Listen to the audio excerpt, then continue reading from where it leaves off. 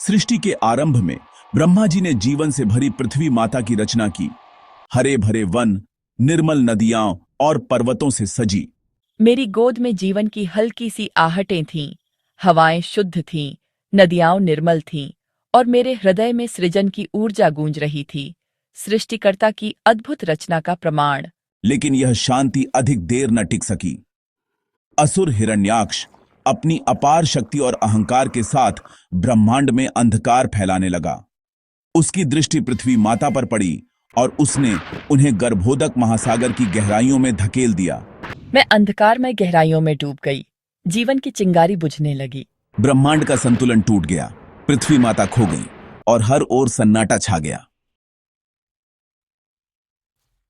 हिरण्याक्ष की शक्ति उसके वरदान का परिणाम थी, जिसे उसने कठोर तपस्या से ब्रह्मा जी से पाया था।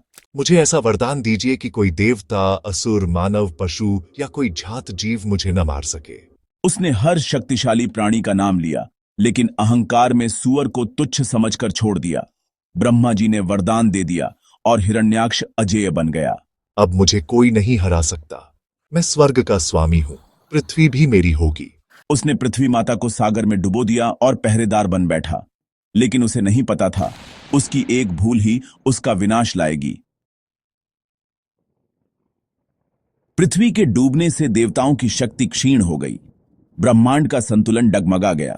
हमने पृथ्वी को खोजने की कोशिश की, लेकिन महासागर और हिरण्याक्ष हमारे लिए अपराजेय थे। ब्रह्मा जी के नेतृत्व में सभी देवता विष्णु भगवान के पास पहुंचे। हे भगवान विष्णु, भूमि देवी को बचाइए, सृष्टि का संतुलन बिगड़ गया है।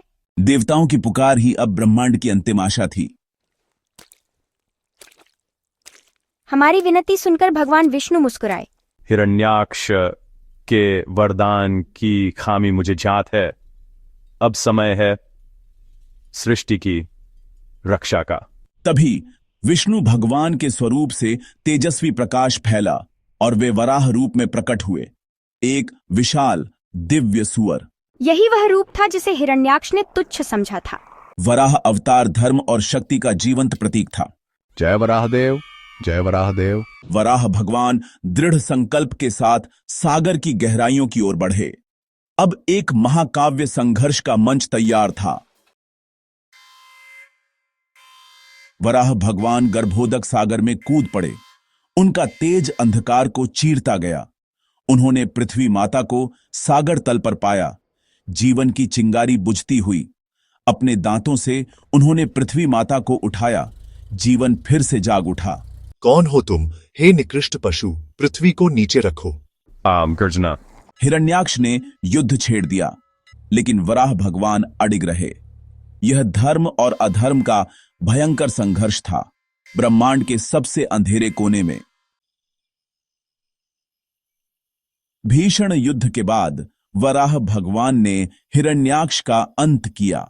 राक्षस के पराजित होते ही वराह भगवान ने पृथ्वी माता को सुरक्षित ऊपर उठाया। जयकारों और पुष्प वर्षा से आकाश गूंज उठा।